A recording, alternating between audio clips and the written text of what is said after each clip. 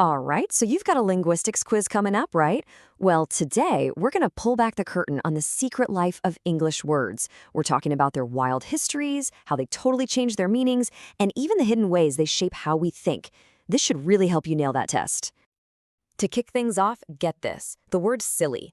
Today, you'd use it to describe something foolish or goofy, but centuries ago, if someone called you silly, it was a huge compliment. It meant you were blessed or happy. So what happened? How does a word do a complete 180 like that? That's exactly what we're going to dig into. So here's the game plan. First, we'll check out the English word hoard. Basically, it's family tree. Then we'll dive into the meaning makeover, how words change over time. After that, we're going beyond the literal, and then into the really cool stuff, the metaphors we live by. And don't worry, we'll wrap it all up with a cheat sheet just for you. All right, section 1. So, first things first, where do all of these English words even come from? You can think of the language as this giant, ancient library that's just been borrowing, well, words, not books, from pretty much everywhere for centuries. Getting a handle on this history is key. So the whole story of English basically breaks down into 4 big acts. You've got Old English, which is super Germanic, brought over by the Anglo-Saxons. Then, boom, 1066, the Norman conquest happens, and suddenly French words just flood in. That gives us Middle English. Next up, Early Modern English, thanks to the Renaissance and the printing press, which kind of locked in spellings and brought a ton of classical words. And finally, you get Modern English, which, as the British Empire grew, just started grabbing words from all over the planet. And check this out. This chart tells you pretty much everything you need to know about the DNA of English today. See that? Only about a quarter of our words are from those original Germanic roots. The vast majority, almost 60%, is from Latin and French. It's wild. English isn't some purebred language. It's a total mutt, and honestly, that's its superpower. Okay, so let's look at the biggest influencers here. Latin was there early on, with the Romans, and then Christianity, giving us important words like master, priest, and school. But then the Vikings show up, and they gave us a ton of core words from Old Norse, stuff like sky, skin, skill. But what's really crazy is they gave us they, them, and their. Can you even imagine English without those words? But the real game changer, French. After the Norman conquest in 1066, French was the language of the ruling class. That's why all our words for law and government, like jury, government, are French. It even created this funny split in how we talk about food. The farmers in the field raised the Anglo-Saxon cows and pigs, but the fancy nobles sitting at the dinner table ate the French beef and pork. And of course, for all the big, brainy scientific stuff, we lean heavily on Greek. Think democracy, philosophy, and metaphor. Okay, so that's the family history. Now for the juicy part. A word's personal journey. Because words aren't just set in stone. Their meanings are constantly shifting. They grow, they shrink, and sometimes they just do a complete flip over the centuries. So let's circle back to our old friend, silly. In Old English, salig meant happy, blessed, but then it slowly started to shift to mean something more like innocent, maybe a little pitiful, which then became simple-minded, and finally landed on just plain foolish.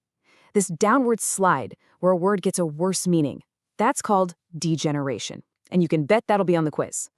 But it's not always a downhill battle. Words can also get a glow up. Take nice. It actually comes from a Latin word that meant ignorant. Seriously. For hundreds of years, calling someone nice was basically an insult. But then it started to climb up the social ladder, first meaning precise, then refined, and eventually becoming the friendly, positive word we use today. And that process, it's called elevation. And here's another brilliant example of degeneration, the word awful. It originally meant, well, exactly what it sounds like, full of awe. Something truly magnificent, something that inspired respect or even fear. You'd call that awful. But somewhere along the line, that meaning just soured, and now it just means something is terrible. The awe part is long gone, but we're still left with awful. Okay, so the big takeaway here is that these changes aren't random. They follow patterns. This little table right here, this is your golden ticket for the quiz. We've talked about elevation and degeneration, but there's also widening, where a meaning gets broader. Like the word place, used to just mean an open square in a city, and now it can be any location at all. And the opposite is narrowing, where the meaning gets more specific. The word meat used to mean any kind of food, but now it pretty much just means animal flesh. All right, let's shift gears. So it's not just that dictionary definitions change on their own. We humans are constantly playing with words, right? We use them in non-literal ways to make our language more colorful, to make a point. This is the world of figurative language. Okay, you definitely know the big two, metaphor and simile. A metaphor is a direct comparison. It says one thing is another thing. When you say, this week really rushed by, you're treating time as if it's a thing that can run. A simile is basically the same idea, but it's a little less direct. It uses like or as to make the comparison. Cool as a cucumber. Now, let's talk about two that trip a lot of people up, metonymy and synecdoche. So metonymy is when you swap a word for something that's just closely associated with it. For example, when you hear the White House announced a new policy, you know the building didn't actually speak. It's a stand-in for the president and their administration. Synecdoche is a special kind of metonymy where a part of something stands in for the whole thing. If a sailor says, "We saw 10 sails on the horizon," you know he means he saw 10 ships. And last up, we've got the ones that play with volume, so to speak. Hyperbole is just a fancy word for exaggeration for effect. When you say, "I haven't seen you for ages," you're not being literal, you're just making a point.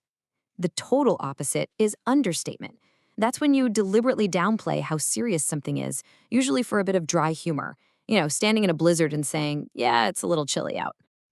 Okay, this next part is, I think, the coolest idea in this whole topic. It turns out metaphors aren't just for poets or fancy writing.